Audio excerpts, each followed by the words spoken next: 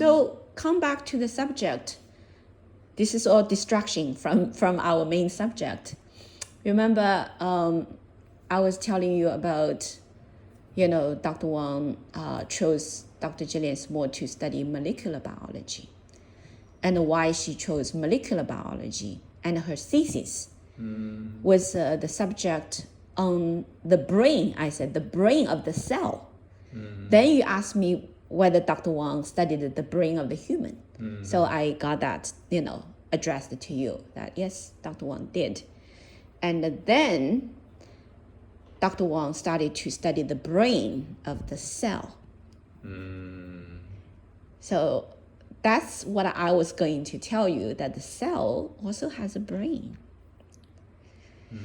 And the brain of the cell is called DNA. Genes. So this is another world. Okay?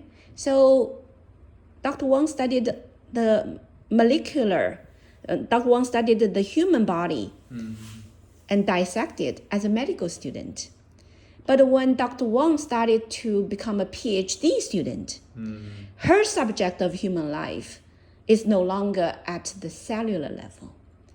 She was already entered the cell.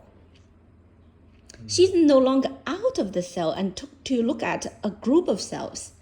She entered inside of the cell to examine the world called cell. But it's made of the building block. This time is the molecules. You get what I mean? Yeah. If you look at the human body at this dimension, the smallest building block you can dissect and see is a cell. Under the microscope, light microscope, you can see the cell. So cell is considered to be the building block of the human physical body. Okay. But then if you dissect the cell, you treat the cell like a human being. And then you look at the building block of the cell. You see the molecules are the fundamental building block. You see what I mean? So there are two stages of Dr. Wang's study. The first stage is the human world, visible light world. And you can understand life at all the way reduced to the cell level. But when you enter the cell, no microscope can see it. Okay? That's a molecular world, and no light microscope can let human naked eyes to see a molecule. No way. So all the studies of the molecular world, that's called molecular biology. And Dr. Wang, basically, the thesis is to study the brain of the cell, which is in the middle. Our human eyes thought it's just a round thing with a core in the middle. And that's called the nucleus. Then when you enter the nucleus, you see a world in there. And that's actually the brain of the cell. And Dr. Wang studied the brain of the cell and the function of the brain and how the brain works. And that's called DNA, and it's called DNA transcriptional regulation. So Dr. Wang's thesis is to reveal how the cell can respond to the nutrients. If you feed the cell with sugar, what happened to the cell in the brain? If you feed the cell with fat, what the brain does, what the cell does at the molecular level. And so Dr. Wang was looking at the two opposing, signals. One is about sugar, glucose. One is called fatty acid, lipid. When you feed the cell with fatty acid, how the DNA works. When you feed the cell with sugar, how the DNA works. At one particular gene, And she dissected the regulatory mechanisms at the molecular level. Very advanced. Yeah. All the work was invisible. Everything she did was every day was dealing with invisible world that the microscope can never see. It's all about logic.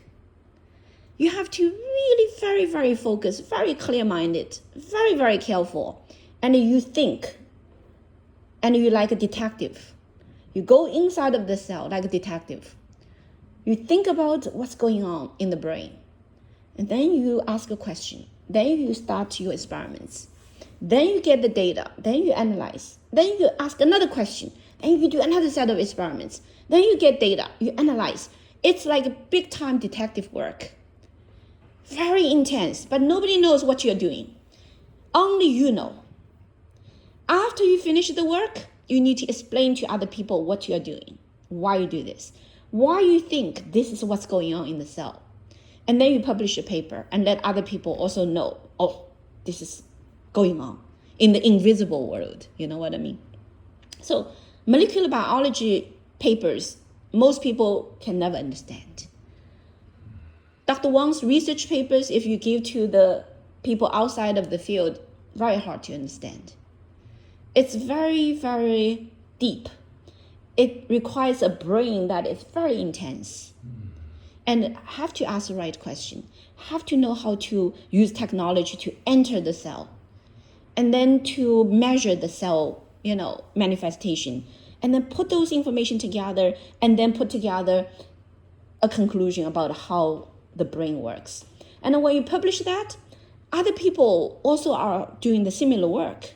So there will be a group of international scientists that they selectively are working on the same subject. They are using the same kind of technology and they are doing same dissection.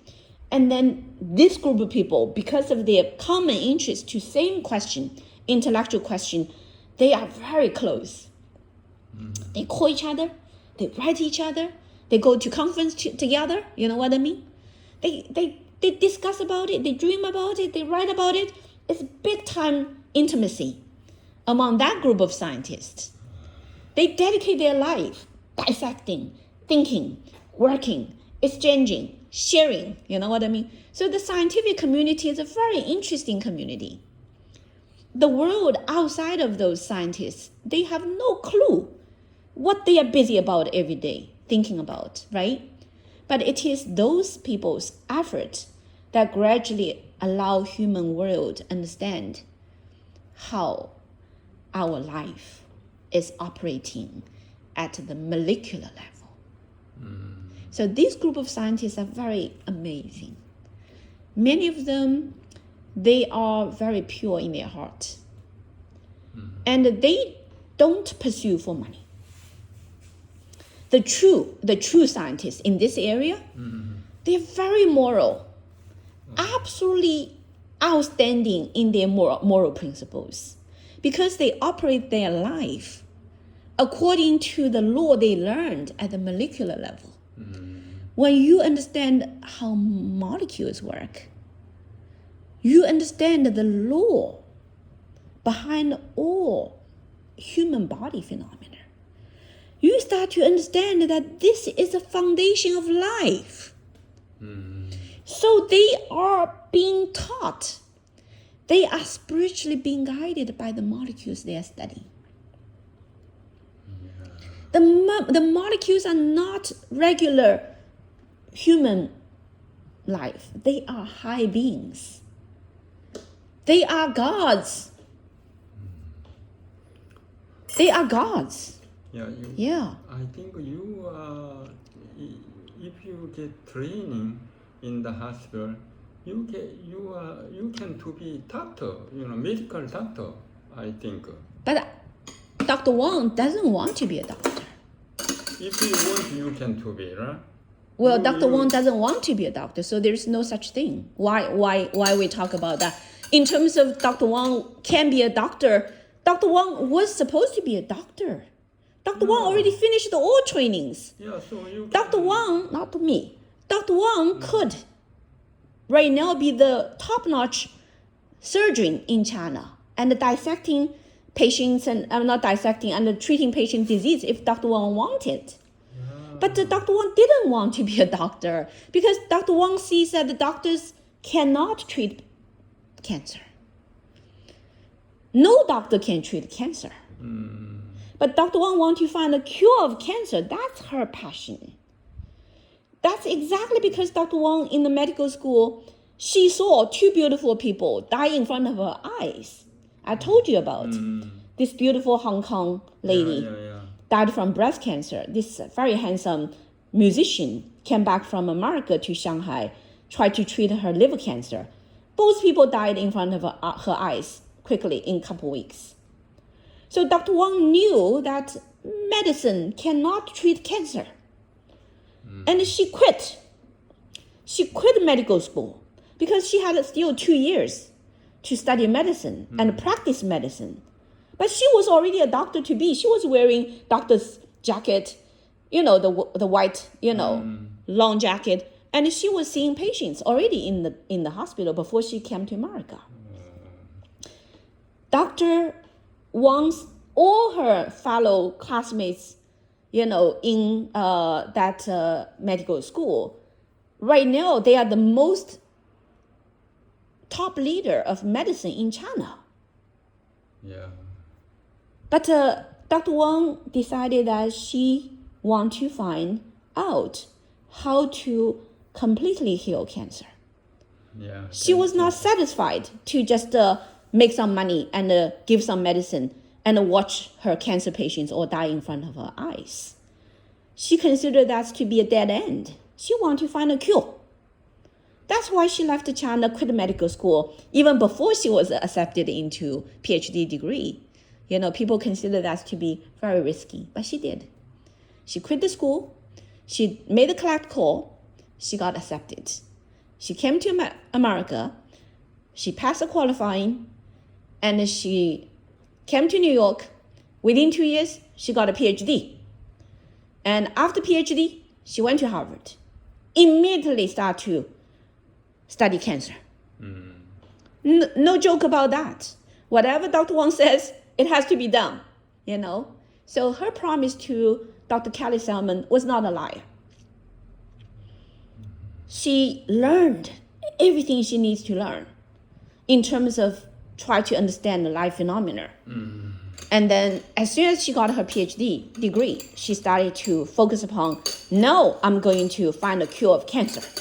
And I'm going to find a lab that study cancer. And she interviewed Rockefeller University and Columbia University, and they all gave her offer. Please come to our lab to do postdoc. All top-notch, world-leading scientists in cancer research field, every single one of them. And Dr. Wang could go to Columbia University, could go to Rockefeller, and stay in New York to do her to do her postdoctoral training. But then Dr. Wang received the phone call from her friend, Wei Wu. Wei Wu, he was doing postdoc training in Harvard. And Wei Wu said, come to Harvard, join me. Let's find a cure together. I had something very interesting I want to share with you. I found some, receptors that is potentially play key roles in cancer formation and anti-cancer function. So Dr. Wang went over there, and then Dr. Wang met Dr. Patricia Donahoe, and Dr. Wang immediately decided that this is it, I'm coming. So 1993, January, Dr. Wang accepted the Harvard position. Started the Harvard position, not accepted. Dr. Wang accepted Harvard position even before her journey to China.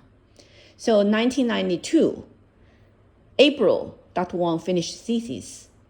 May, went back to China. Yeah. So I guess the decision of going to Harvard was made even before May 1992. Yeah. that must have happened in the year of 1991 then, if that's the case. Dr. Wang was, already planning for a postdoctoral fellowship. Because when Dr. Wang went to China, Dr. Wang was telling everybody that she was getting ready to go to Harvard for postdoctoral training. So everybody got very excited, So yeah, Dr. Wang accepted the Harvard position before going back to China in 1992 to bring Mr. Allen, to the parents and had a wedding banquet. 1992 May was the trip for Dr. Wang to officially get married with Allen